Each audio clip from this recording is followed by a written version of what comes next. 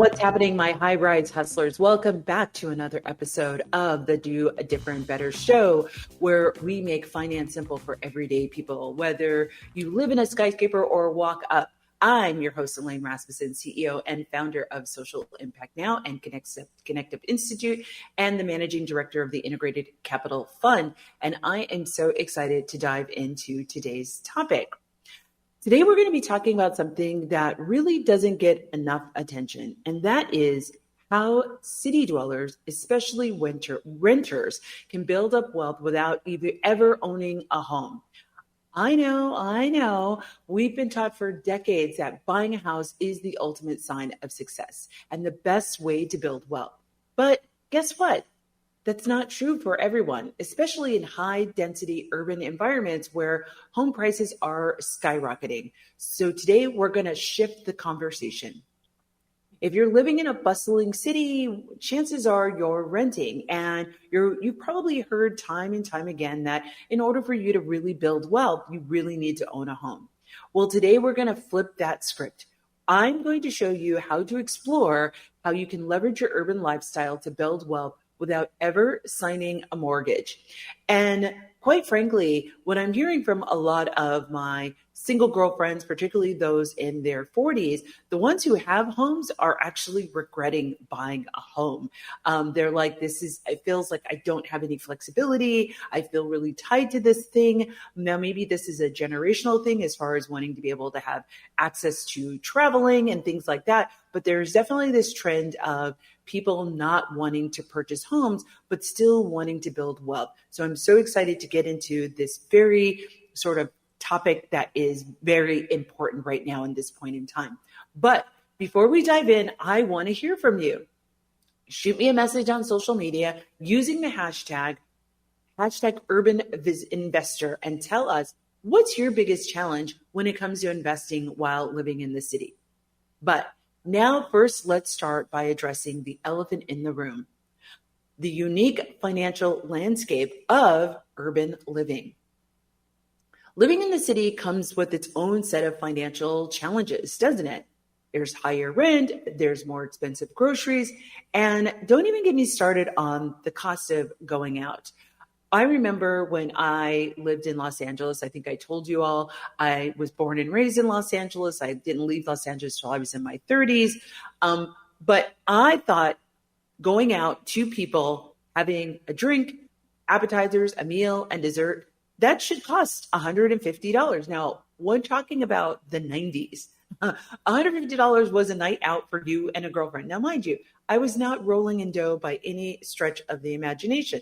I was actually still a college student. And yes, it was the natural assumption. $150 is how much it costs.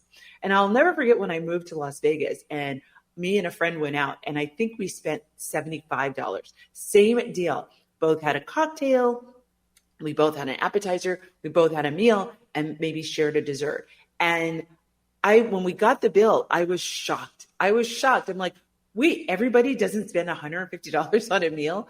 Well, what I didn't realize at the time was, yes, when you live closer to a metropolitan urban area, things are going to cost more for a variety of reasons. But here's the thing.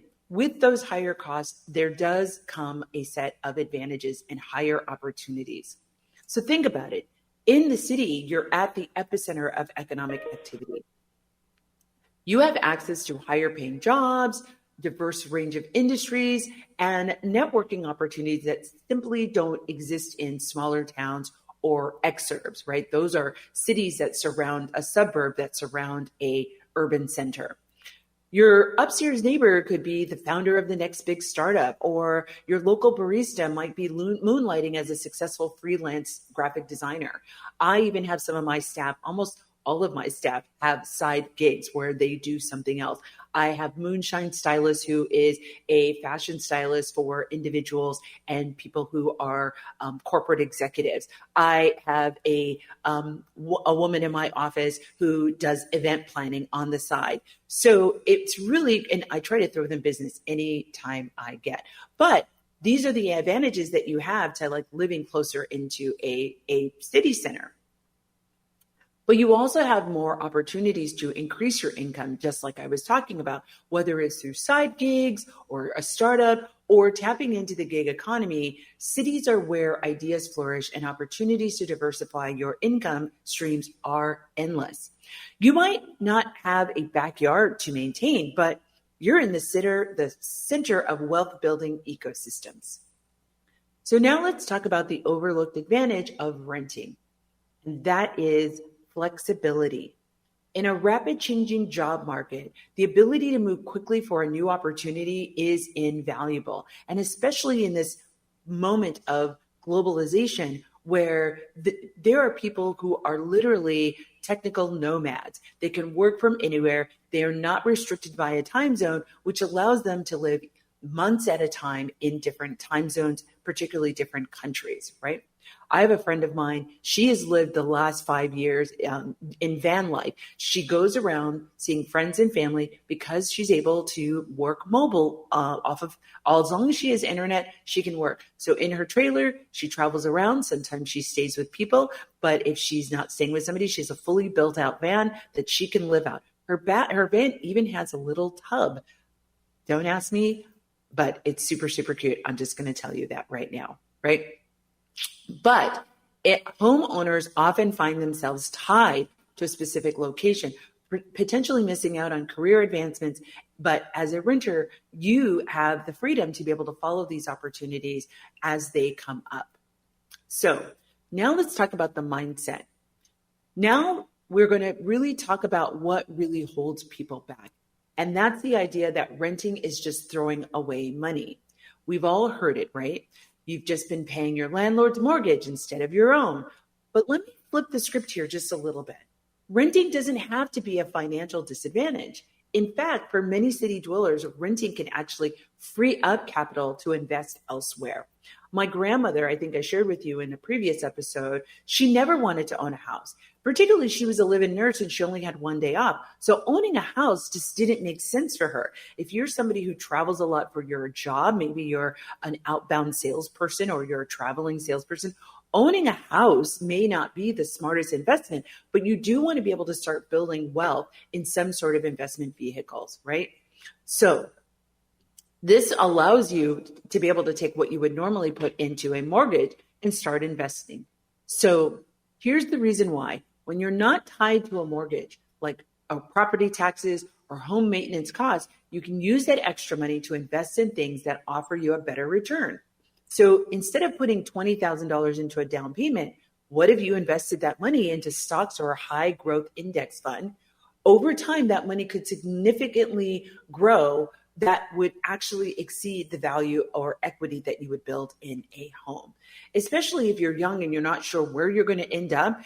If you are thinking about being in a relationship, what will happen with that person's job? What might happen with your job? So it just really gives you that flexibility if you're not really ready to make the decision to buy a home.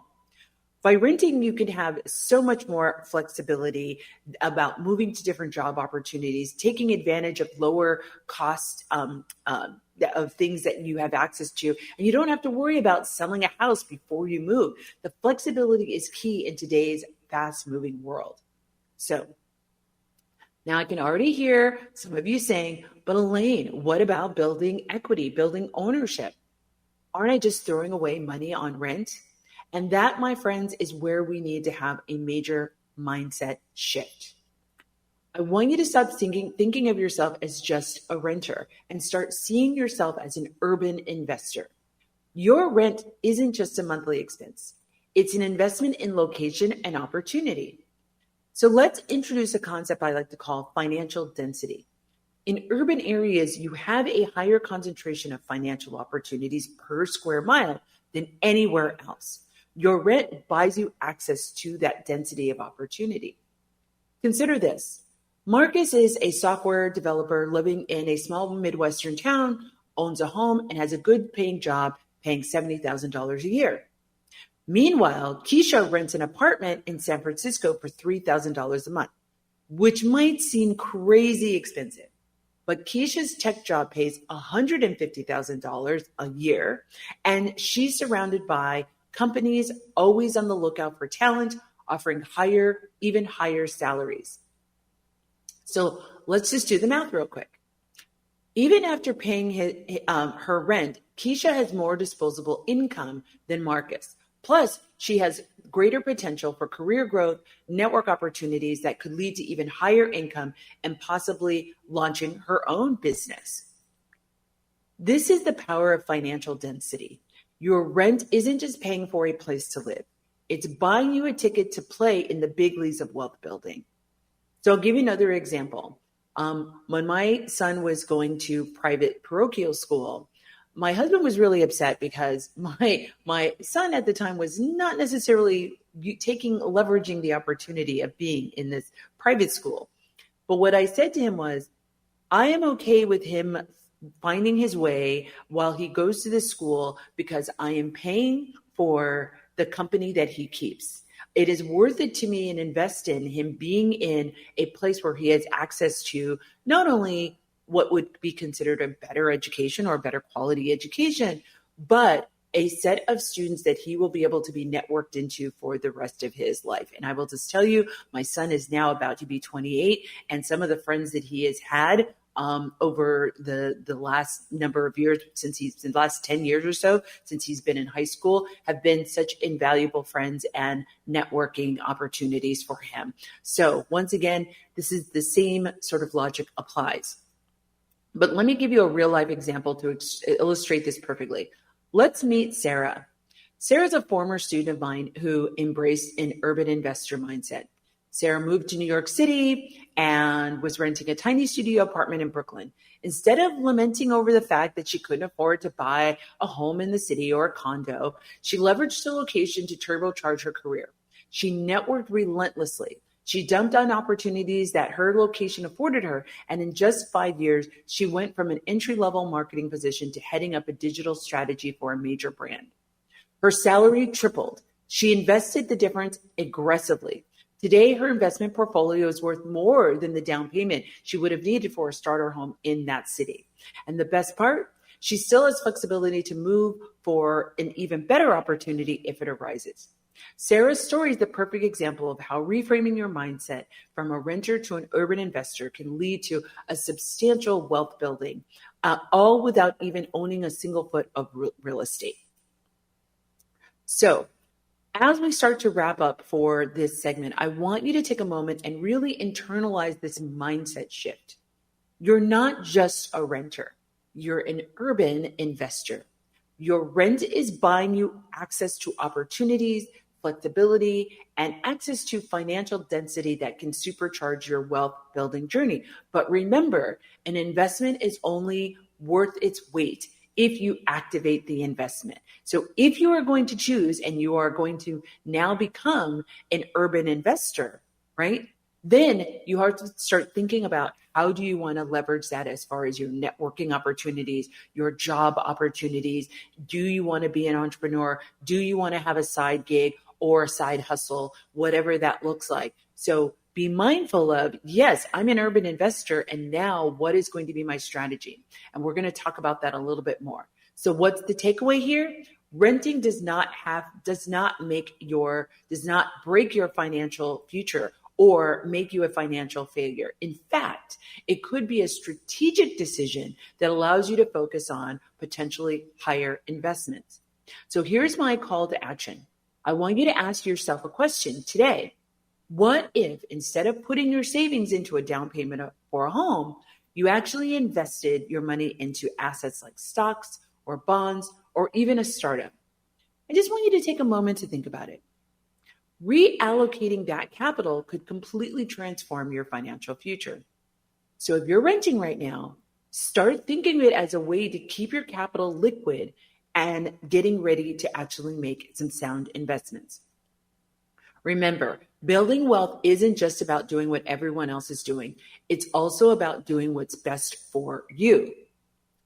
Okay, this wraps up our first segment. Coming up next, we're going to dive into some specific investment strategies that are tailored for apartment dwellers like you and what they can focus on, such as REITs and stocks. And I'll talk about what REITs are.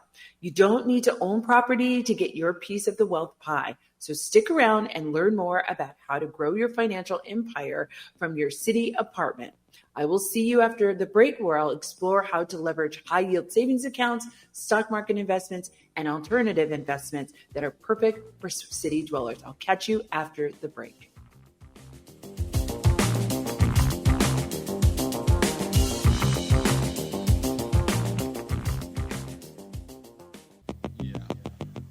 Welcome back to the Do.Different.Better show. I'm Elaine Rasmussen, your host. I'm so happy to see you back here, my urban wealth builders. In this segment, we're going to be diving into some powerful investment strategies that don't require for you to own a home.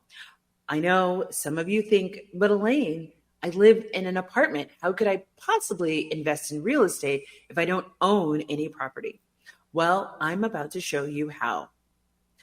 Let's start with something simple but powerful, and that is high yield savings accounts and money markets accounts. We did a whole show on this before, so definitely check that out for more deeper details, but we're just going to gloss over this today. Now, I know what you might be thinking, savings accounts, really, Elaine? But hear me out. As urban dwellers, we face higher costs of living, which means having a robust emergency fund is really super important. But let's make that money work harder for us. Online banks often offer significantly higher interest rates than traditional brick and mortar banks.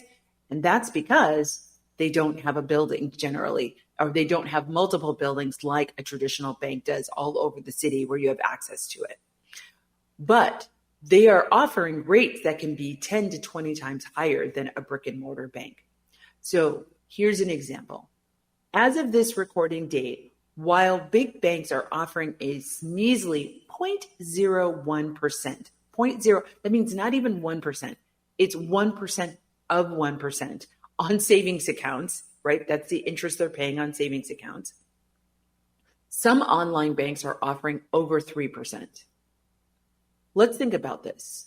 On a $10,000 emergency fund, that's the difference between earning $1 a year and earning $300 a year. That's a few nice dinners out in the city for our urban investors, right? Or that's $300 you can go now and invest in a stock or a set of stocks. But here's a pro tip. Don't park all your cash in one high yield savings account. Consider a ladder of money market accounts with different maturity dates. This strategy often is used with certificates of deposits or CDs.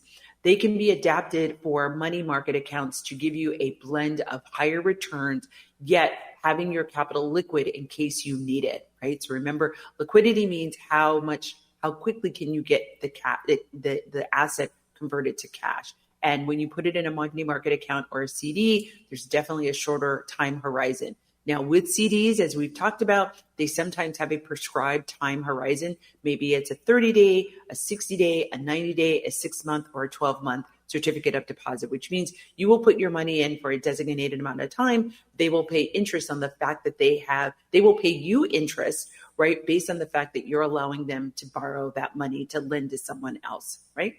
Okay. Quick tutorial on certificates of deposits. But now let's move on to the stock market. This is where living in a city really can play to your advantage. First, let's talk about real estate investment trust, or REITs. Think of a REIT as a way to invest in real estate without ever needing to deal with the headaches of owning or managing a property. A REIT is like a mutual fund, but for real estate. There are companies who own and operate income generating real estate. Everything from shopping malls to office buildings, even apartment complexes like the one you might be living in. What's cool about a REIT is that you can invest in them just like you would a stock. You buy shares, and as the properties generate income through rent, leases, or sales, you get a portion of these earnings in the form of dividends. There are no property taxes, there are no repairs, there's no dealing with tenants. All you do is collect those dividends while the REIT does all the heavy lifting for you. There are different types of REITs that you can choose from. There are residential REITs, which own and manage apartment buildings. There are commercial REITs. They deal with properties like office spaces or shopping centers, and industrial REITs focus on things like warehouses and distribution centers. So here in the Twin Cities, we have like Industrial Mile. Those places may be owned by what would be called an industrial REIT. Each one offers its own risk and reward, just like any investment. So this is where you want to think about your financial goals when choosing where you want to invest. Here's an example. Picture this. You're living in a high-rise apartment and you're watching real estate prices soar. But instead of feeling left out of the property game, you're investing in a residential REIT that owns properties all over the country. Now, when rent is collected on those properties, you get a piece of the pie, even if you don't own a single brick. That's how an urban investor can still make money from a real estate deal without the burden of managing the actual property. Now, obviously, the companies that are managing the REITs, they're making some sort of percentage, right? So there's no free lunches, right? But once again, that is calculated in the expenses as before the dividends are paid out. So any profit that's made, that company is paid for managing not only the portfolio of capital, but also the properties themselves. And then what's left over is what's divided amongst all of the shareholders, which would include you. And those are the dividends that you get paid out. Okay, now that we've covered real estate, let's not forget to talk about the stock market. One of the most accessible and proven methods to build wealth, whether you're in a penthouse or a cozy studio apartment, stocks and ETFs, and we did a whole show on ETFs and index funds, can be your best friend as a renter, giving you a direct path to growing your money without needing to deal with real estate ownership. ETFs, remember, are exchange-traded funds. These are like baskets of stock that follow a certain market index like the S&P or Standard & Poor's 500, which remember, S&P 500 is a collection of 500 of the top like tech stocks. It includes tech stocks. It'll include some other kinds of stocks, some conglomerate company stocks, but it is a collection of like I believe the top 500 performing stocks. These are perfect for apartment dwellers who want to invest in a diversified portfolio without spending time analyzing individual stocks. You don't need to become a stock guru to invest wisely. ETFs do the diversification for you, right? So now let's talk about a strategy that is perfect for city dwellers who are consistent with their savings. Dollar cost averaging. This simply means investing a fixed amount of money into your portfolio at regular intervals, regardless of what the stock market is doing. Some months you'll buy when prices are low, and other months you might buy when the prices are higher. But over time, this smooths out your investment and can reduce the impact of market volatility. So here's a case study. Let me tell you about Jason, a city dweller from New York who's been living in a rented apartment for the last 10 years. Instead of sinking his money into a down payment, he's invested steadily in the stock market. By focusing on ETFs and consistently maxing out his Roth IRA, we did that show a couple of episodes ago, Jason has grown his portfolio to well over 6 figures, all without ever owning a home. Now he's on track to retire early, and he's living his best life in the city without the financial burden of home ownership. The stock market is a wealth generator, and with ETFs or index funds, you can have a diversified portfolio that grows steadily over time, whether or not you own property. So, I know what you're thinking, but Elaine, I am living paycheck to paycheck in this very expensive city. How can I possibly invest in stocks? This is where micro investing apps come really in handy. Apps like Acorn or Stash allow you to invest spare change or small amounts regularly. You can literally invest the money you save by walking to work instead of taking an Uber. With Acorns, for example, every time you buy a latte for $4.50 or $5.50 is probably more appropriate, it rounds up to $6 and invests that extra 50 cents into a diversified portfolio over time. Over the length of a span of time, these little contributions begin to add up. These apps offer fractional shares, meaning you own a piece of a high-priced stock like Amazon or Google without needing thousands of dollars. It's a great way to tip your toes into investing and build a diverse portfolio, even with your limited funds, until you get there, right? We're going to get you wealth adjacent, right? Before you become wealthy. This is the pathway, the step ladder. Now, if you're just getting started or you don't have a ton of capital to throw into the market, micro investing is a low pressure, easy way to dip your toes into investing without feeling overwhelmed. It's all about consistency, not how much you start with, right? And for those of you who want to invest but don't have the time or the interest in managing your own portfolio, that's where we can bring in robo-advisors. Once again, did a whole show on robo-advisors, but they're robo-advisors like a Betterment or a Wealthfront use algorithms to manage your investments for you.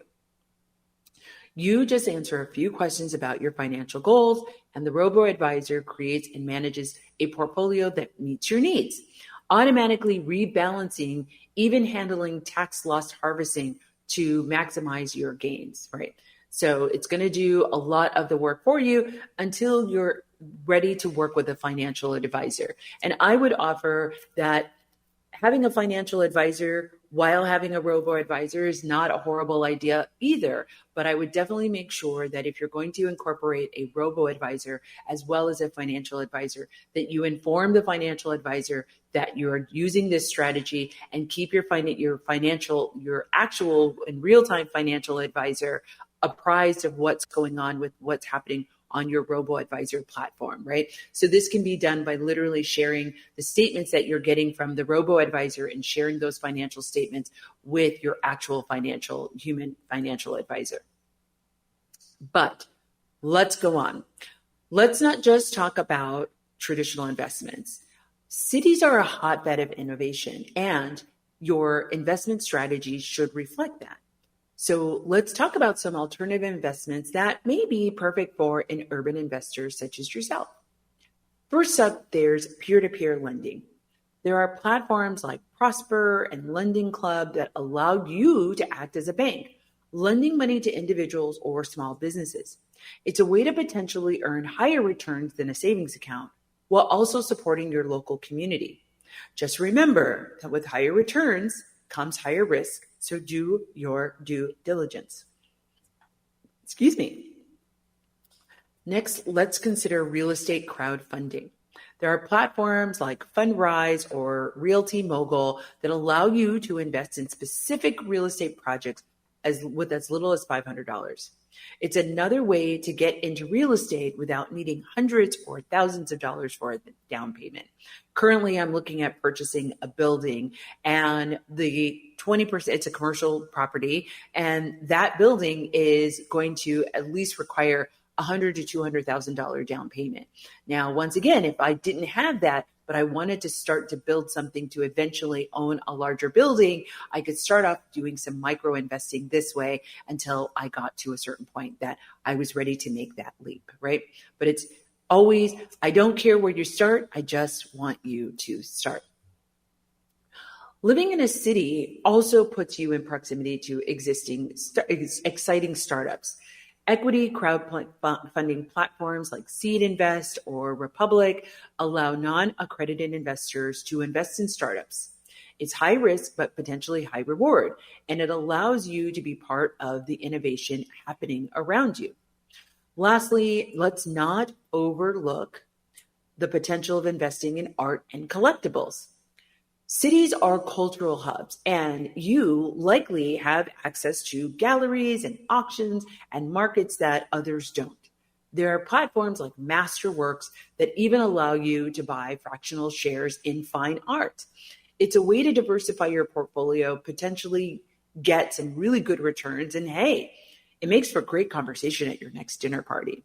One of the things that tax exempt I've started recently is really doing jewelry, investing in jewelry. Jewelry, for the most part, appreciates over time. So once again, this is a long-term strategy. I don't plan to buy the jewelry and then sell it, within a year. I'm holding on to the jewelry to be able to have it appreciate.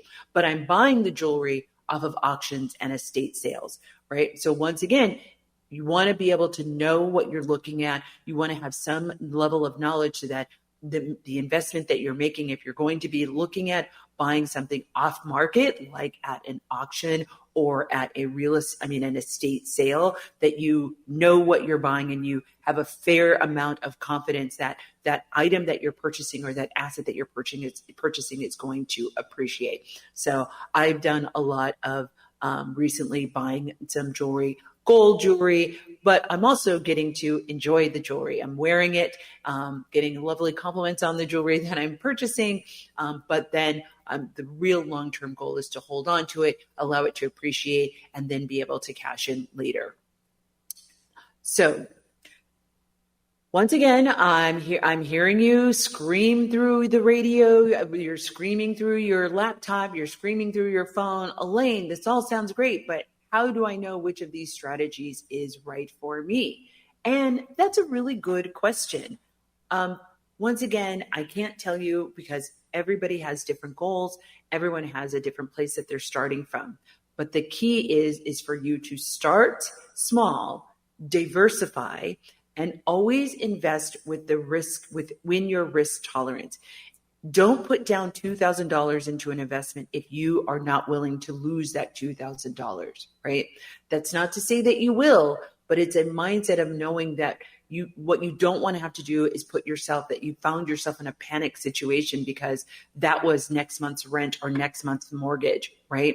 So really think about if you're going to be putting in any kind of money, particularly into the stock market, that there's an opportunity to lose that money.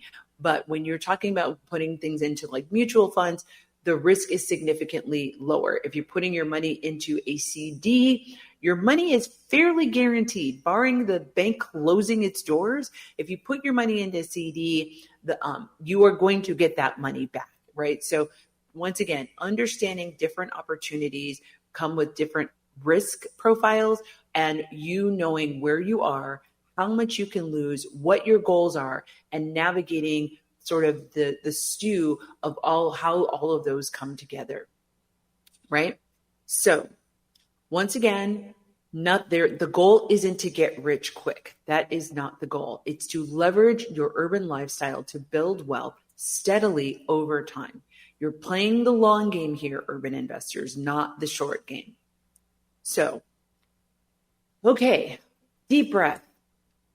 All right, all my apartment dwelling wealth builders, here is your homework for today. I want you to download one micro investing app or sign up for a robo-advisor. Start small, regular contributions, and remember, it's not about how much you invest at the beginning.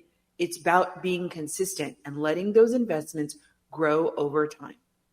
I want you to stick around for the next segment where we're going to be talking about longer term strategies that you can use to build serious wealth even while you're renting. I will see you back after the break. You're listening to Do Different Better, and I'm your host, Elaine Rasmussen. Don't forget to sign up and subscribe, and I will see you after the break.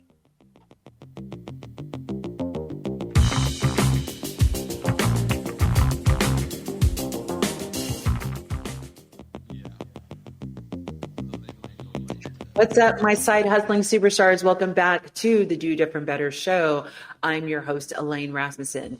If you're living that city life, then you know urban living comes with some unique opportunities to build wealth, even if you don't own a home. And one of the best things about living in the city, the gig economy is your playground for creating extra income streams.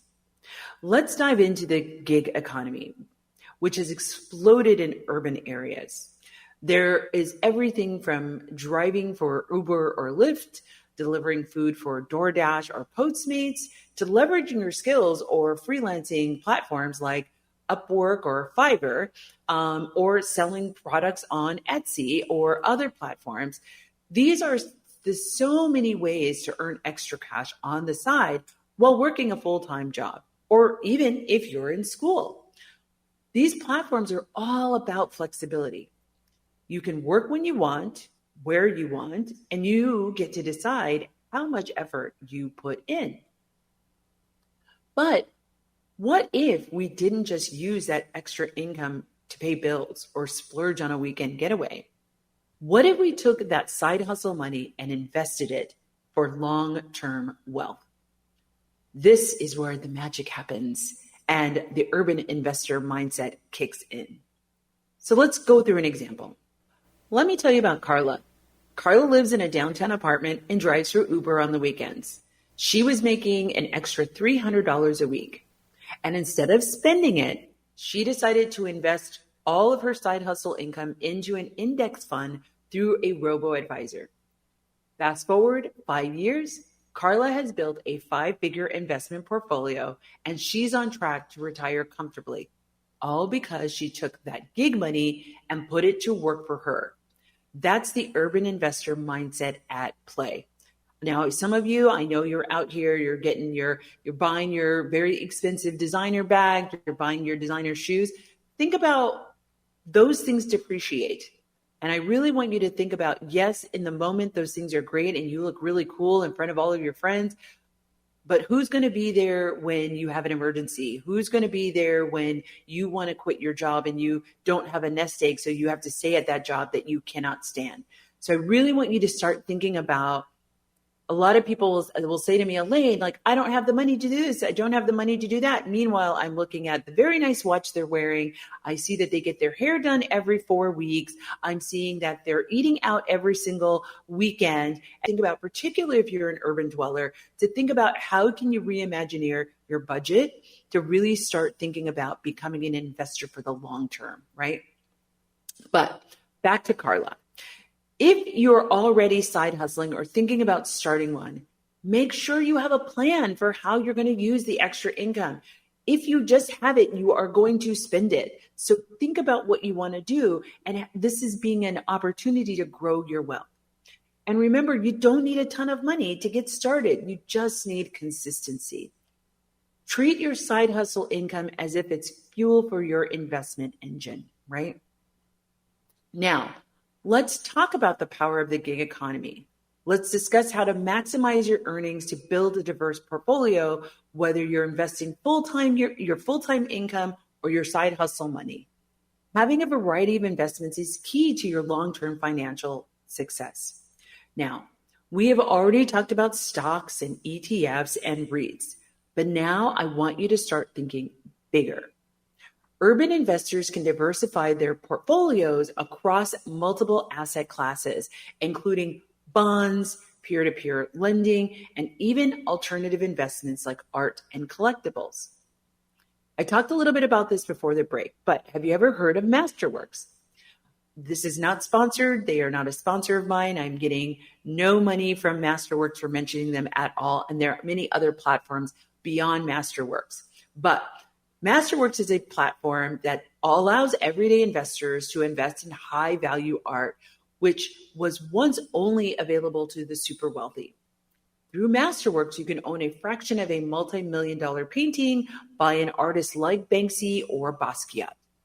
Investing in art has become much more accessible and can be a great hedge against stock market volatility.